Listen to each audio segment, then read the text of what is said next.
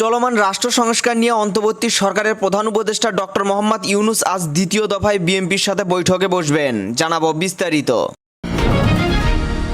এরপর জানাবো জুলাই গণঅভ্যুত্থানের পর গেল ৯.৫ মাসে অন্তর্বর্তীকালীন সরকার কি লুট করেছে বাংলাদেশ জাতীয়তাবাদী দল বিএনপি তার হিসাব নেবে বলে মন্তব্য করেছেন দলের চেয়ারপারসনের উপদেষ্টা জয়নুল আবেদিন ফারুক। জামায়াতের নিবন্ধন ও প্রতীক ফিরিয়ে দেওয়ার প্রসঙ্গে নির্বাচন কমিশন ইতিবাচক সাড়া দিয়েছে বলে জানিয়েছে দলটির সহকারী সেক্রেটারি জেনারেল হামিদুর রহমান আজাদ। শেখ হাসিনাকে আইসিসির ৯ মামলা থেকে অব্যাহতি, ফেসবুকে ছড়ানো ভিডিওটি ভুয়া, জানাবো বিস্তারিত। এবং সর্বশেষ জানিয়ে দেব স্বৈরাচার শেখ হাসিনার ২৪৪ জন আমলাকে অপসারণ না করায় আগামীকাল ছাত্র জনতাকে নিয়ে মার্চ টু সচিবালয় কর্মসূচি পালনের ঘোষণা দিয়েছে জুলাই অভ্যর্থনের নেতৃত্ব দেওয়া সংগঠনগুলোর জোট জুলাই ঐক্য।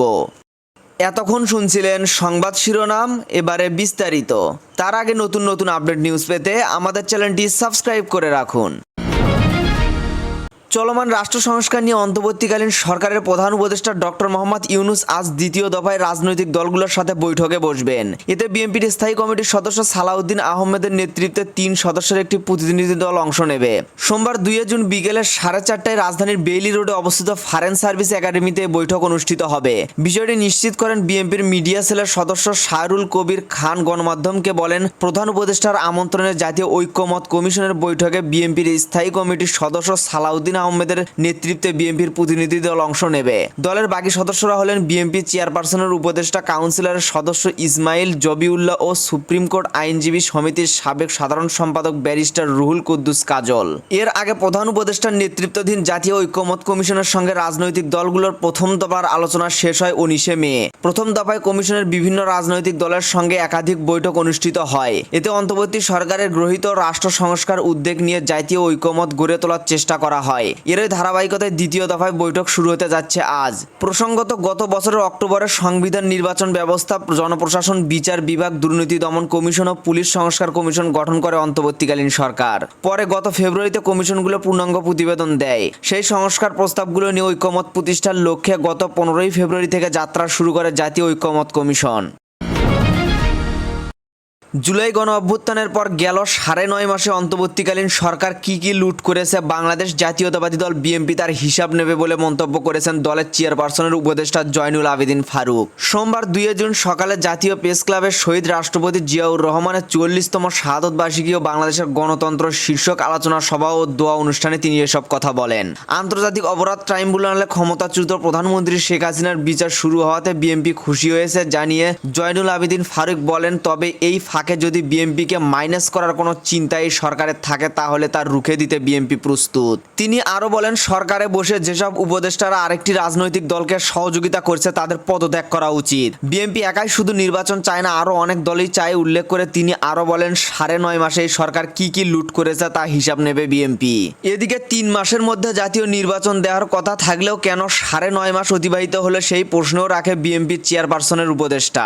অন্তর্বর্তী সরকারের উচিত ছিল ৩ মাসের মধ্যে জাতীয় নির্বাচন দেয়ার, সেটা কেন ৯.৫ মাস পার হলো? কেন নির্বাচন নিয়ে সিনিয়রদের বক্তব্য দিতে হচ্ছে, এমন প্রশ্ন রাখেন জয়নুল আবেদিন ফারুক। বিগত তত্ত্বাবধায়ক সরকারে যারা ছিলেন তারা ৩ মাসের মধ্যে নির্বাচন দিয়েছেন, কিন্তু এ সরকার মাসের পর মাস পার করছে, এখনো কেন সঠিক সময় দিতে পারছে না সেও প্রশ্ন করেন তিনি।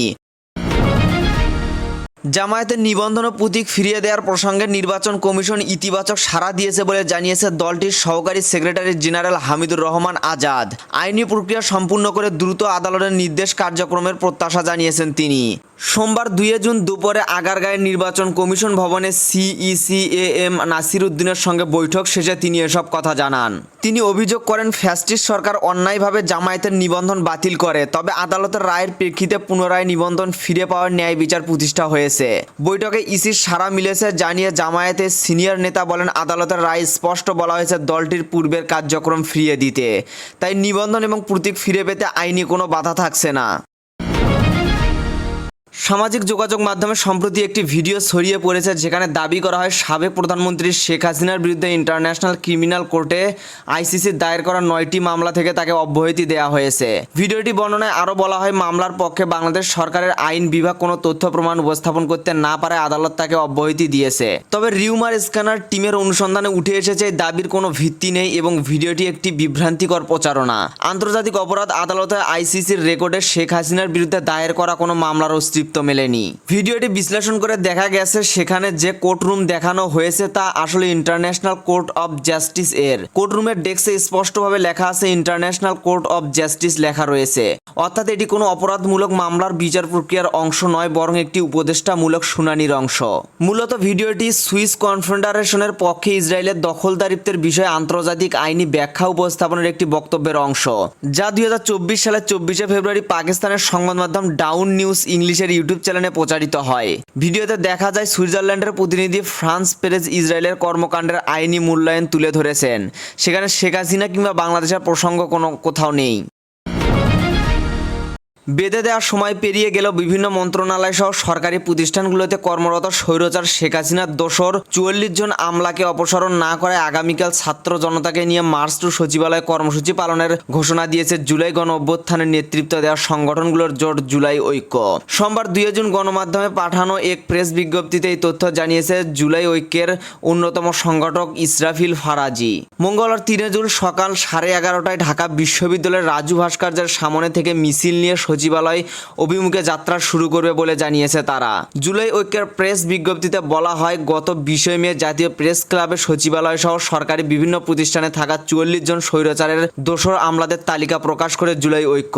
সংবাদ সম্মেলন থেকে 31 মে 2025 পর্যন্ত অন্তর্বর্তী সরকারকে আলটিমেটাম দেওয়া হয়, কিন্তু আমরা দেখেছি সরকার এখন পর্যন্ত কোনো দৃশ্যমান পদক্ষেপ গ্রহণ করেনি। গত কয়েকদিন যাবৎ আমরা লক্ষ্য করেছি সচিবালয়ের থাকা কর্মকর্তা কর্মচারীরা সংস্কারের উদ্দেশ্যে করা আইনের সংশোধনের বিরুদ্ধে মাঠে আন্দোলন করেছে, যা জুলাই স্পিরিটের সঙ্গে সাংঘর্ষিক। জুলাই ঐক্য মনে করে 24-এর বিপ্লব পরবর্তী সময়ে সচিবালয় অচল করে সিভিল কু করার যে পরিকল্পনা তারা নিয়েছে তার পেছনে রয়েছে ভারতীয় এজেন্ডা। তাই পূর্ব ঘোষণা অনুযায়ী আগামীকাল 3 জুন মঙ্গলবার 11:30টায় ছাত্র জনতাকে নিয়ে ঢাকা বিশ্ববিদ্যালয়ের রাজু ভাস্কর্যের সামনে থেকে সচিবালয় অভিমুখে যাত্রা শুরু করবে জুলাই ঐক্য।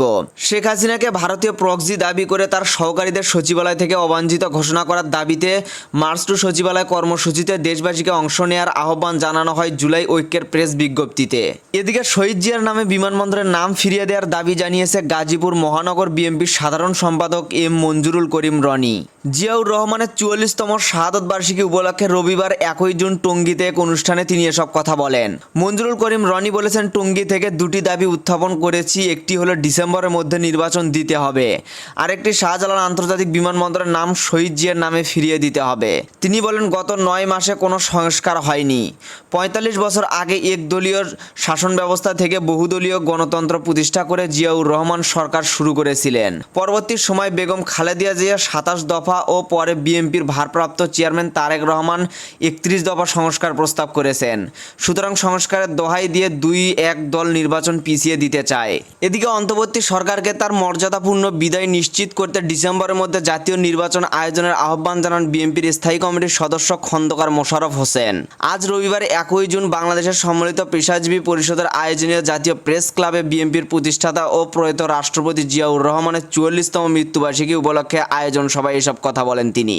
খন্দকার মোশাররফ হোসেন বলেন, আমরা সম্প্রতি প্রধান উপদেষ্টার সঙ্গে সাক্ষাৎ করেছি এবং ডিসেম্বরে কেন নির্বাচন করার জন্য সবচেয়ে উপযুক্ত সময় তা ব্যাখ্যা করেছি। বিলম্ব যত বেশি হবে ক্ষমতাচ্যুত সরকারের অনুগতরা ষড়যন্ত্র করার সুযোগ পাবে, যার লক্ষণ আমরা ইতিমধ্যেই দেখেছি। সব পরিস্থিতি বিবেচনা করে ডিসেম্বরের মধ্যে নির্বাচন করা উত্তম হবে। এখন এই পর্যন্তই ছিল। পরবর্তী আপডেট নিউজ জানতে আমাদের চ্যানেলের সাথেই থাকুন। ধন্যবাদ।